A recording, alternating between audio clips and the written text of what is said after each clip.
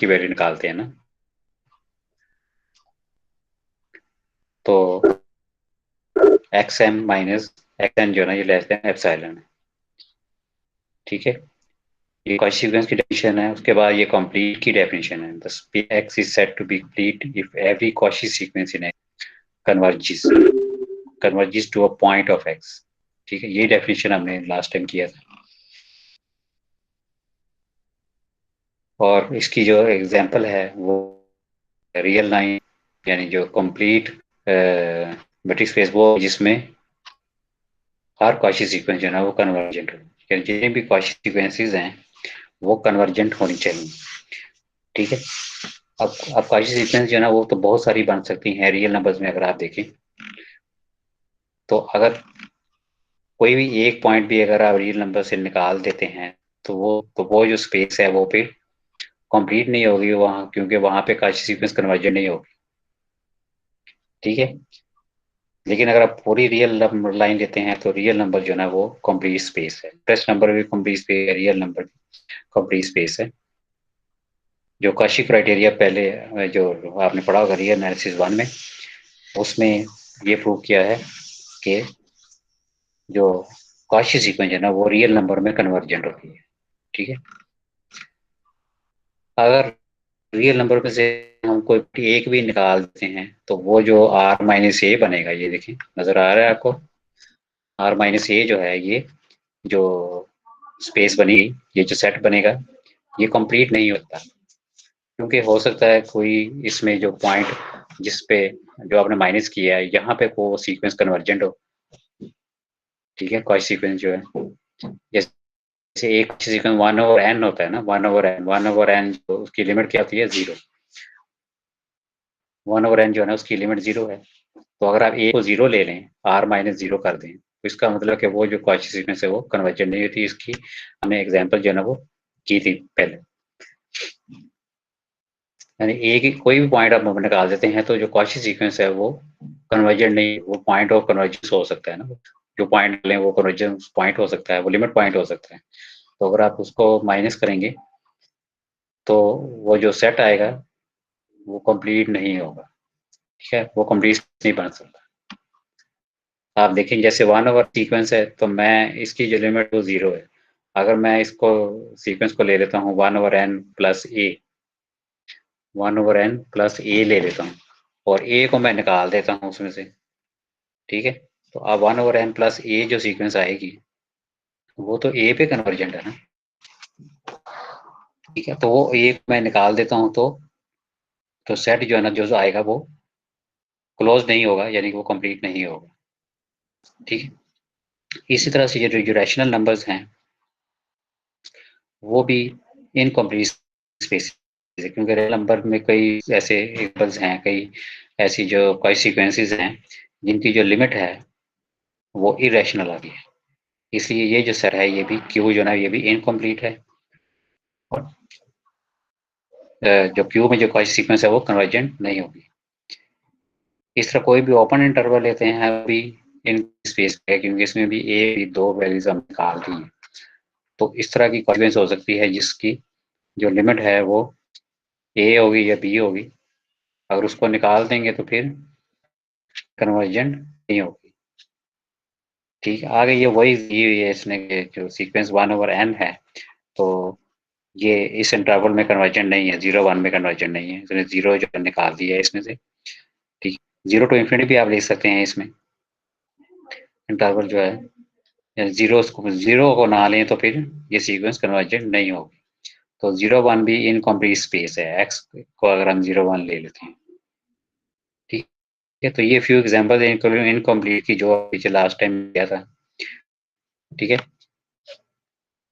कि इंटरवल में वो भी आप सीक्वेंस लेते हैं, वो कोई सीक्वेंस तो होगी, लेकिन जिस पे वो कन्वर्ज कर रही है वो पॉइंट अगर ना हो सेट में तो वो इनकम्प्लीट स्पेस होगी। ठीक है, तो वैसे रियल नंबर होल सेट ले लें तो वो कन्वर्जेंट होगी, कॉम्प्लेक्स नंबर आप पूरा सेट ले लें कन्वर्जेंट होगा। ठीक है, आगे चलते हैं। फिर ये थ्योरम है, that M be a non-empty subset of a metric space X and M closure be closure as defined then X belong to closure if and only if there exists a sequence xn in M such that xn converges to X. And B part इसका है if M is closed, then the situation xn belong to M and xn converges to X. अगर ये हमारे पास situation हो, then X जो ना वो M का एलिमेंट होगा. M अगर क्लोज्ड होगा तो उसका जो लिमिट पॉइंट वो M में ही होगा. ये बात प्रूव करना है कि अगर कोई क्लोजर का पॉइंट है, अगर एक्स जो है ना वो क्लोजर में है, ठीक है, तो एक्स जो है ना वो लिमिट पॉइंट भी हो सकता है. अगर लिमिट पॉइंट है तो जाहिर है उसके पीछे एक सीक्वेंस ऑफ वैल्यूज होती हैं, ठीक है. इसलिए यहाँ x belong to m closure there exist sequence x m such that n converges to x.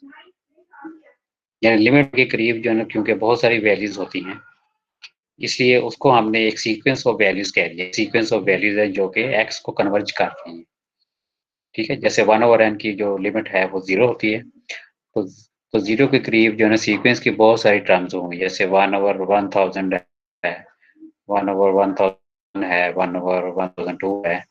ये सारी टर्म जो है ना ये सारी टर्म जो है ना वो लिमिट के करीब है और ये सीक्वेंस भी शो कर रही है, ठीक है. तो जब भी लिमिट पॉइंट होगा बस एक सीक्वेंस होगी, दैट इज एक्सएन सीक्वेंस. तो इसको देखते हैं यहाँ पे. ये देखें, ये पार्ट में इसने किया हुआ है. First of all suppose that x belong to m closure, m closure का पॉइंट ले लेना. तो हमने क्या प्रूव करना है कि एक सीक्वेंस एक्सएन है जो कि एक्स को कन्वर्ज करेगी. ये हमने प्रूव करना है. X belong to m closure है, तो अगर एम क्लोजर में फिर दो कंडीशन होती है. अगर एक्स एम पॉइंट हो सकता है और लिमिट पॉइंट भी हो सकता है, ठीक है. क्लोजर में अगर है तो it means x is a point of M और x is the limit point of M, ठीक है. एक्स बिलोंग टू एम यानी एम का पॉइंट होगा या फिर उसका लिमिट पॉइंट भी हो सकता है. यानी ये भी हो सकता है कि एक्स एम में ना हो. एम क्लोजर में जो पॉइंट होता है वो जरूरी नहीं कि एम में हो. एम में होता है और एम में नहीं भी हो सकता. अगर एम का पॉइंट है, अगर एम अगर वो एम में नहीं है तो फिर एम पॉइंट होगा. तो इस कंडीशन आ गई. अगर एम का पॉइंट है और फिर दूसरी कंडीशन है उसका लिमिट पॉइंट भी हो सकता है. If x belong to m, a sequence of that type x. अगर एम का पॉइंट है तो हमने तो प्रूव करना है कि एम क्लोजर में एक्स एक्स जो है ना एम क्लोजर को बिलोंग कर रहा है. इट मीन्स अगर एक्स एम में है तो वहां पे सीक्वेंस होनी चाहिए. सीक्वेंस का टाइप इज हम कांस्टेंट सीक्वेंस ये लेना एक्स एक्स एक्स, ठीक है. तो इसकी जो लिमिट है कांस्टेंट सीक्वेंस जो होती है उसकी लिमिट वो खुद ही होती है, एक्स ही होता है, ठीक है. इसलिए यहाँ पे ये हमने कांस्टेंट सीक्वेंस ले ली. और अगर एक्स एम में नहीं है तो फिर उसका लिमिट पॉइंट होगा फिर क्लोजर में जो है, ठीक है. अगर लिमिट पॉइंट है देन फिर हमने शो करना सीक्वेंस एक्स एन होगी और उसकी लिमिट एक्स होगी. As for each n equal to 1 to 3 the open ball b x 1 over n ले लिया ये. यानी ये जो एक ऐसी ओपन बॉल है जिसमें n इक्वल टू 1 रखेंगे तो वो बी एक्स 1 रेडियस आएगा. बी एक्स 2 रखे तो 1/2 उसका रेडियस होगा, ठीक है. तो वहां से हम x की एक रेडियस लेते जाए contains x n belong to m. यानी हर ओपन बॉल से एक पॉइंट हम ले लें. जितनी भी ओपन बॉल्स बनी, जितनी भी ओपन बॉल्स हैं उसका रेडियस हमने क्या लिया हुआ है 1/n लिया हुआ है. यानी n इक्वल टू 1 वहाँ पे एक पॉइंट x1 ले लेंगे, फिर x2 ले लेंगे, x3 ले लेंगे, ठीक है. जिस तरह पॉइंट्स आप लेते जाएं हर बार में तो हमारे पास ये एक सीक्वेंस ऑफ वैल्यूज आ जाएंगी xn, ठीक है. और जो और, और जो xn पॉइंट लेंगे इसमें फिर क्या होगा, ओपन बार की डेफिनेशन देखेंगे क्या है. xn का x साथ जो डिस्टेंस है वो लेस देन एप्सिलॉन होता है ना. D x n x less than epsilon.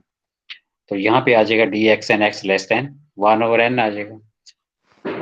तो 1 और आप n की वैल्यू इंक्रीज करेंगे तो 1/n 0 को अप्रोच करेगा. इट मीन जो सीक्वेंस है उसकी लिमिट फिर एक्स आ जाएगी. सीक्वेंस की लिमिट एक्स का मतलब क्या है कि डी एक्स एन जो मेट्रिक है, जो डिस्टेंस है x n x is less than epsilon, इसमें लेस देन 1/n आ जाएगा. और जब n इंफिनिटी होगा तो 1/n 0 करेगा. इट मीन्स कि फिर एक्स एन की जो लिमिट है वो एक्स होगी। सर आपकी आवाज नहीं ठीक है, आ रही। तो यही हम इसमें प्रूव करना है, सीक्वेंस एक्स एन होगी और उसकी लिमिट एक्स है।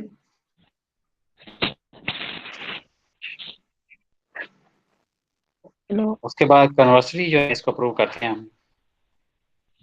Conversely if x n is m and x n converges to x, यानी कि अब हमने सपोज कर लिया कि सीक्वेंस एक्स एन है और उसकी लिमिट है वो एक्स है। तो क्या हमने प्रूव करना है कि एक्स जो है ना वो एम क्लोजर में है, ये हमने प्रूव करना है। X n in m and x n converges to x, then x belong to m, then x belong to M, or every neighborhood of x contains xn, so that x is the point of accumulation.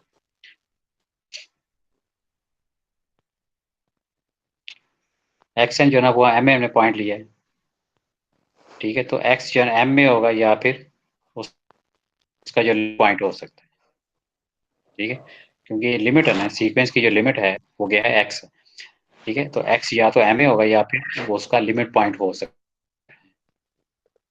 ठीक है। सो x is, अगर limit point है तो फिर जाहिर है वो फिर m क्लोजर में आ जाएगा, ठीक है। अगर x जो है m को बिलोंग कर रहा है तो इट मीन्स m क्लोजर में आ ही जाएगा ना। अगर m क्लोजर नहीं है तो फिर उस लिमिट पॉइंट होगा, क्योंकि सीक्वेंस की लिमिट आ रही है ना, ये लिमिट पॉइंट है तो वो फिर भी m क्लोजर में आ जाएगा। तो यही हमने इसमें, ठीक है। तो ये पार्ट ए है, ये काफी आगे भी थ्योरम्स में यूज होगा। अगर m क्लोजर का पॉइंट है x, then there exist a sequence xn in m such that xn converges to x, ठीक है। जो भी, अगर m क्लोजर में कोई भी पॉइंट लेंगे तो एक सीक्वेंस xn होगी जिसकी ये लिमिट होगी xn converges to x। Second part में तो वो क्लोज्ड की प्रॉपर्टी है जिसमें हमने प्रूव करना है कि m क्लोज्ड है, then sequence xn converges to x, then x जो है m का पॉइंट होगा।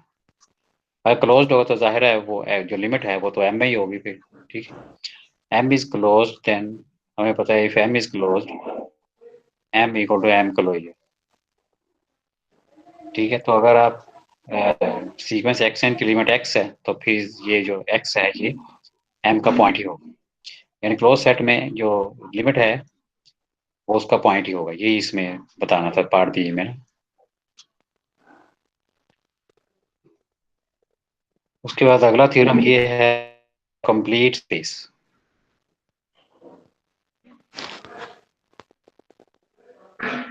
यानी सब स्पेस है वो भी कंप्लीट हो सकती है। कोई आपके पास कंप्लीट सेट है और उसका कोई सबसेट आप ले लें, वो भी कंप्लीट हो सकता है, ठीक है। यानी a subspace M of a complete matrix space X is itself complete if and if the set M is closed in X। यानी एक कंप्लीट सबस्पेस है और उसका एक सबस्पेस हमने ली है कंप्लीट मैट्रिक्स स्पेस, और M उसका सबस्पेस है। M को हमने प्रूव करना है कि सबस्पेस जो है ना, ये जो M है, it is complete if M is closed in X। अगर M क्लोज होगा तो फिर वो सर। सबस्पेस कंप्लीट होगी, ठीक है। सर। हाँ जी। सर सब स्पेस का भी एक बार हम्म। बता दें वो क्या होती है।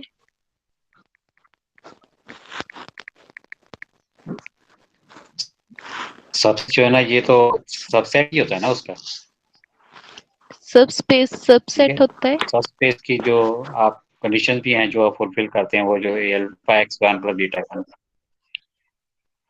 सब स्पेस जो है सेट ही है ना, सेट कंप्लीट स्पेस का जो सेट है वो सब स्पेस होता है। कंप्लीट स्पेस का कंप्लीट जो सेट सबसेट है ना, सब। जो मेन सेट जैसे आप ले रहे हैं रियल नंबर है, तो उसका जो सेट है, एक मिनट आप जो है ना अभी क्वेश्चन बाद में कर लेंगे, अभी ये रिकॉर्डिंग हो रही है, तो फिर मैं आपको ओके ये सर। ये करके फिर मैं आपको इसका आंसर देता हूँ। ठीक। तो इसमें हमने एक सबस्पेस को प्रूव करना है कि वो क्लोज्ड है, वो कंप्लीट है। सबस्पेस एम जो है ना उसको हमने प्रूव करना है कि वो कंप्लीट हो सकती है, सबस्पेस भी कंप्लीट हो सकती है। यानी complete matrix space x given है हमें, और जो सबस्पेस एम है उसको हमें करना है कि वो भी कंप्लीट हो सकती है अगर एम क्लोज्ड है, क्लोज सेट है। यानी कि अगर रियल नंबर ले रहे हैं तो एम क्लोज्ड इंटरवल अगर होगा तो वो कंप्लीट होगा, वो इंटरवल जो है ना वो कंप्लीट स्पेस होगा। ठीक है, तो इसमें पहले हम सपोज करते हैं कि एम जो है ना वो कंप्लीट है। ठीक है, तो हमने फिर प्रूव करना है कि एम जो है ना वो क्लोज्ड है। Let m be complete, then for every x belong to m, every x belong to M closure. There is a sequence xn in M which converges to M. ठीक है, अगर M कंप्लीट है तो हम एक element अगर ले लें x to M क्लोजर से, ठीक है, तो पिछला थ्योरम जो भी हमने किया है, there is a sequence xn in M which converges to x. Since xn is a Cauchy sequence, तो M जो है ना Cauchy sequence है, कन्वर्जन है तो Cauchy sequence भी होगी ना जी। ठीक है, xn एक सीक्वेंस भी और उसकी लिमिट क्या है x है, तो ये कन्वर्जेंट सीक्वेंस है। तो every convergent sequence Cauchy sequence होती है। Since Xn is a Cauchy sequence and M is complete, therefore Xn converges in M. अब Cauchy sequence Xn Cauchy sequence है और M को हमने complete space लिया। complete space की डेफिनेशन यही है कि Xn जो है वो converges M में ही कन्वर्जेंट होगा। ठीक है, अगर M में कन्वर्जेंट है तो फिर उसकी जो लिमिट है वो M को बिलोंग करेगी, X बिलोंग टू M। तो अगर अगर उसकी लिमिट में ही है तो फिर M क्लोज्ड होगा। तो ये हमने प्रूव करना था। हमने ये सोच किया है यहाँ पे कि एम कंप्लीट है।